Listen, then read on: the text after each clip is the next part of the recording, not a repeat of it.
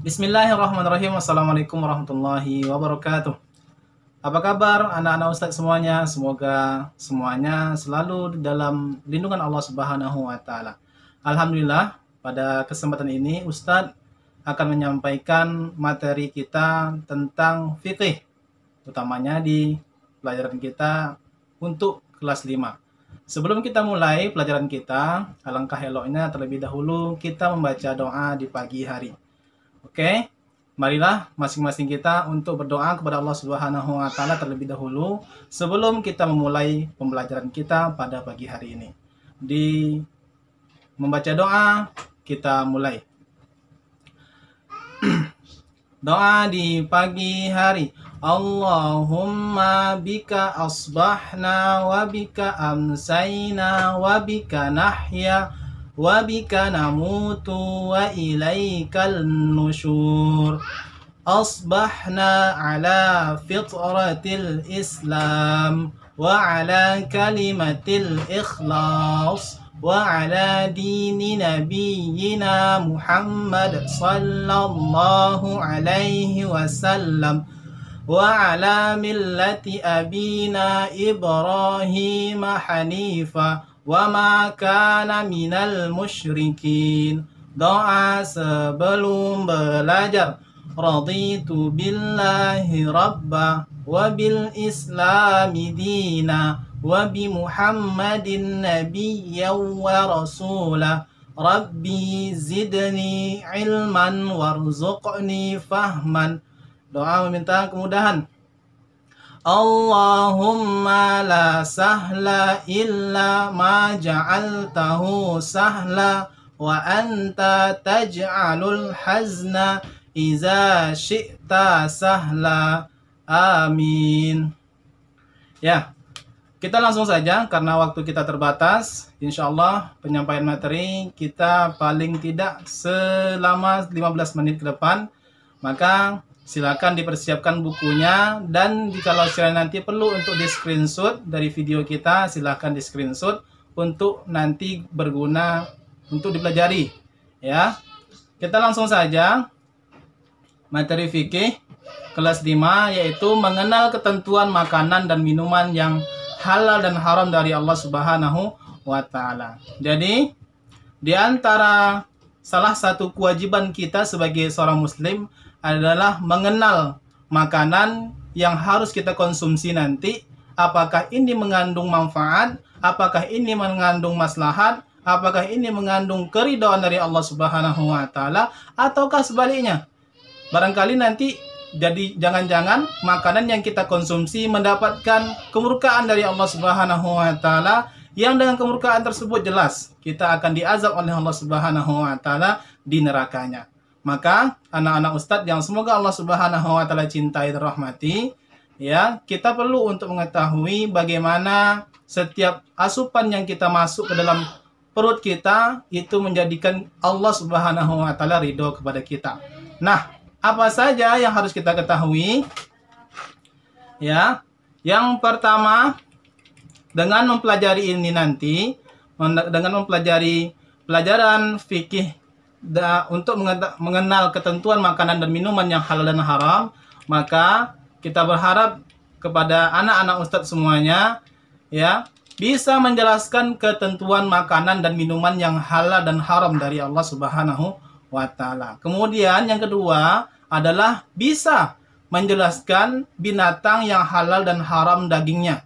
Jadi bukan hanya makanan yang berbentuk nasi, bukan hanya yang berbentuk serondeng, atau mungkin bahkan nanti ada bolu berendam, gulai jengkol dan sebagainya macamnya. Tidak hanya itu saja, tapi juga binatang, misalkan kelinci, kucing, anjing, babi, apakah nanti bisa dikonsumsi oleh kita sebagai umat muslim? Mari nanti kita belajar sama-sama. Kemudian yang ketiga, dari kompetensi dasar, bisa menjelaskan manfaat makanan dan minuman yang halal.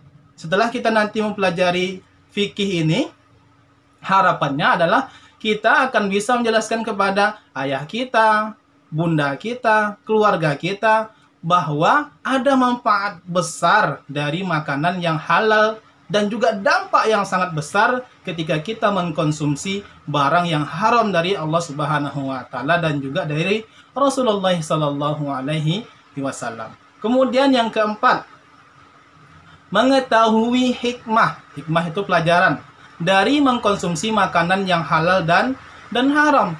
Nah, setelah kita nanti, oh ternyata mengkonsumsi makanan yang halal ini bisa memperkuat daya ingat kita, bisa memperkuat ketahanan tubuh kita, bisa memperkuat ibadah kita kepada Allah Subhanahu wa taala. Ini diantara salah satu mungkin nanti bentuk hikmah dari kita mengkonsumsi makanan yang dihalalkan oleh syariat. Kemudian yang kelima, yang terakhir adalah menjelaskan akibat makanan dan minuman yang haram. Coba, ternyata mengkonsumsi babi, mohon maaf nih, misalkan di dalamnya itu terdapat cacing pita, yang mana dengan cacing pita tersebut akan membuat darah kita ataupun anggota badan kita tercemar dari hal-hal yang tidak baik. Anak-anak Ustadz yang semoga Allah Subhanahu wa taala cintai dan rahmati, yang selanjutnya adalah ya, kita akan mengetahui makanan dan minuman yang halal terlebih dahulu. Nah, utamanya tentang definisi ataupun pengertian dari makanan yang halal. Ya, pengertiannya adalah makanan yang halal adalah yang diizinkan oleh pembuat syariat untuk dimakan. Sedangkan minuman yang halal adalah semua jenis minuman yang terbuat dari bahan-bahan yang dihalalkan, walaupun bahan dasarnya adalah air seperti kopi, es, teh, es jeruk. Ya, kalau es hati-hati ya, es jeruk, es jus dan seterusnya. Yang penting dalam kondisi dihalalkan oleh syariat. Nah, kita akan mengetahui siapa sih Ustadz pembuat syariat tersebut. Nah, di sini dari kaum muslimin bersepakat bahwa pembuat syariat itu ada dua. Ada dua. Yang pertama siapa? Yang pertama adalah Allah Subhanahu wa taala. Yang pertama adalah Allah Subhanahu wa taala. Tuh, dicatat tuh. Hati-hati ya, pembuat syariat itu adalah Allah Subhanahu wa taala yang pertama. Kemudian yang kedua. Afwan, ya. Yang kedua siapa? Yang kedua adalah Rasulullah sallallahu alaihi wasallam. Oke, sedang azan, kita rehat sejenak terlebih dahulu. Allahu akbar, Allahu akbar.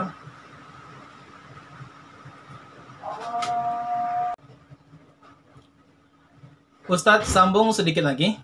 Jadi setelah kita mengetahui bahwa pembuat syariat yang ada dalam agama kita, dinul Islam, yaitu hanya ada dua, yaitu yang pertama adalah Allah Subhanahu wa taala. Kemudian yang kedua adalah Rasulullah sallallahu alaihi wasallam. Maka kita sepakat dengan dua dari pembuat syariat tersebut, kita akan sami'na wa ata'na. Kita akan dengar dan kita akan patuhi apa yang sudah Allah Subhanahu wa taala dan juga Rasulullah sallallahu alaihi wasallam perintahkan kepada kita. Nah, itu. Kemudian yang selanjutnya adalah kita akan mengetahui ciri-ciri makanan yang halal dari Allah Subhanahu wa taala dan juga dari Rasulullah sallallahu alaihi wasallam. Apa saja itu anak-anak Ustadz? Ya, untuk mengetahui halal dan haramnya jenis barang secara zatnya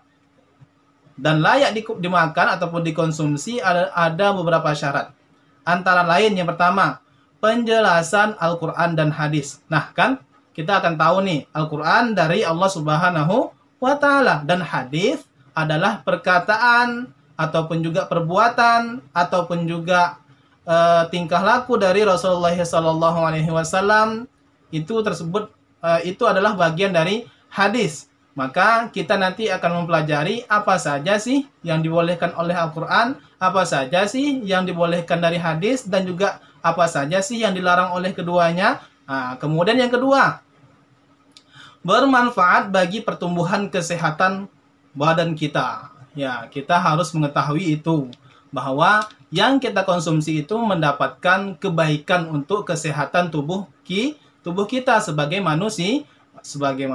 Yang ketiga, ya, tidak merusak badan, akal maupun pikiran. Coba kalau orang mabuk-mabukan, minum miras, minuman keras, kemudian mengkonsumsi obat-obat yang terlarang. Ini akan merusak badan mereka, akal mereka, pikiran mereka. Justru nanti akhirnya mereka tidak bisa beribadah kepada Allah Subhanahu wa taala dengan totalitas. Bahkan nauzubillah sampai-sampai tidak bisa beribadah kepada Allah Subhanahu wa taala. Mengapa? Karena mereka merusak badan mereka dengan mengkonsumsi barang-barang yang dilarang oleh pembuat syariat Allah dan Rasulullah sallallahu alaihi wasallam. Kemudian yang keempat, tidak kotor ataupun najis dan tidak menjijikkan. Ya, ini diantara salah satu ciri-ciri makanan yang halal dari pembuat syariat. Allah Subhanahu wa taala berfirman dalam surah Al-Baqarah ayat 168. Ya kulu mimma fil ardi halalan thayyiba wa la tattabi'u khutuwatis syaitan innahu lakum aduwwum mubin. Wahai orang-orang yang beriman, ya ayuhan nas, mohon maaf, ya ayuhan nas ini untuk manusia seluruhnya, entah itu orang Islam ataupun orang non-muslim. Ya, kulu mimma fil ardi halalan thayyiba. Allah Subhanahu wa taala perintahkan kita untuk makan yang halal, lagi thayyib, lagi baik. Ada nggak Ustadz?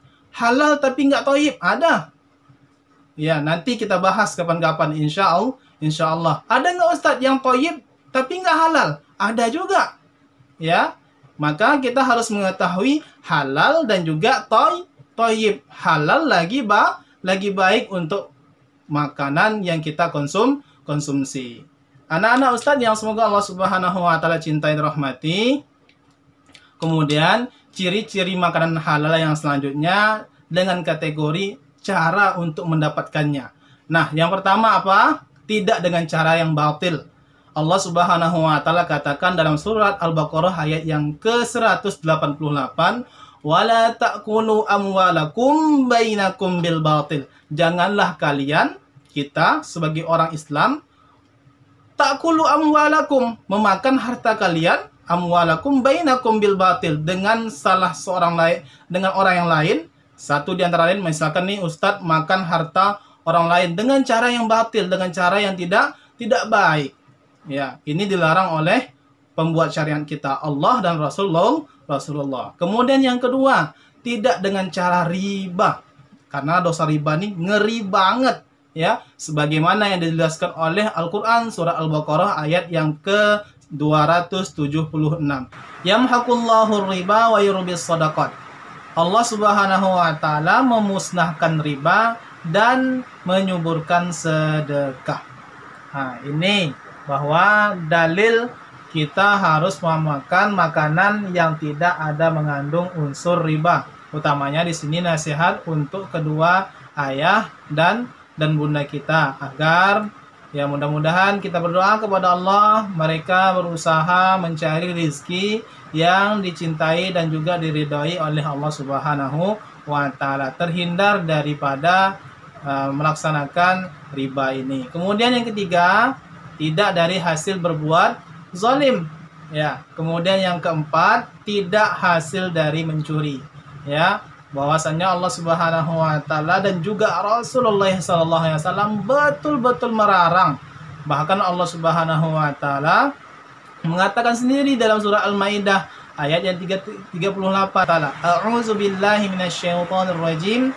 Was-sariqu was-sariqatu faqta'u aydiyahuma jazaa'an bima kasaba nakalam minallah wallahu azizun hakim. Laki-laki yang mencuri dan juga perempuan yang mencuri, maka potonglah tangannya sebagai pembalasan bagi apa yang mereka kerjakan dan sebagai siksaan dari Allah Subhanahu wa taala. Dan Allah Maha Perkasa lagi Maha Bijaksana. Kok seram kali Ustaz hukum Islam seperti itu? Iya, anak-anak Ustaz yang semoga Allah Subhanahu wa taala cintai rahmati, gunanya apa? Agar tidak terjadi pencurian-pencurian yang jauh lebih besar selanjutnya. Kemudian yang kelima, tidak dari hasil menipu. Oh, ini kue saya bagus nih, harganya 50.000. Oke lah, Ustaz beli. Ketika Ustaz beli, ternyata di dalam kue tersebut kosong.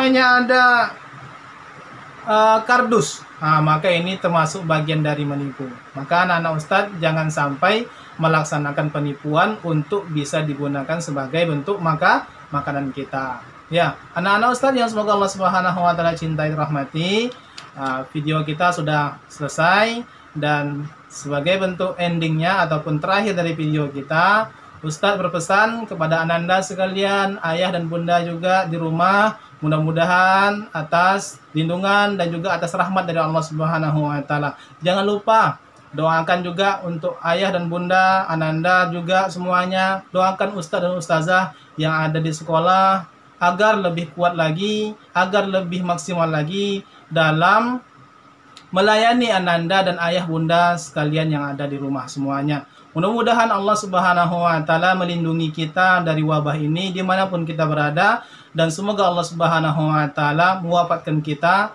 nantinya dalam kondisi husnul khotimah semuanya. Tetap semangat dimanapun ananda, ayah dan bunda berada, ya. Dan juga para ustazah dan ustadz di sini semuanya dalam kondisi betul-betul semangat untuk mengedukasi, mengajarkan ananda sekalian. Nah, jangan lupa doakan kami semuanya dalam kondisi sehat walafiat.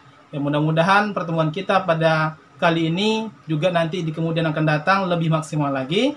Ustadz cukupkan sampai di sini. Mohon maaf jika sekiranya ada kesalahan dan kesalahpahaman. Kalau sekiranya nanti ada yang perlu ditanyakan, ya kita konfirmasikan lagi di grup kita. Mudah-mudahan Ustadz nanti bisa menjawab di video kita selanjutnya. Tetap di channel kita SDIT Al-Falah guna untuk melihat update terbaru video-video kita, guna untuk dipelajari, guna juga untuk diamalkan di setiap hari kita. Akhir da'wana alhamdulillahirabbil alamin. Ustadz pamit undur diri terlebih dahulu. Assalamualaikum warahmatullahi wabarakatuh.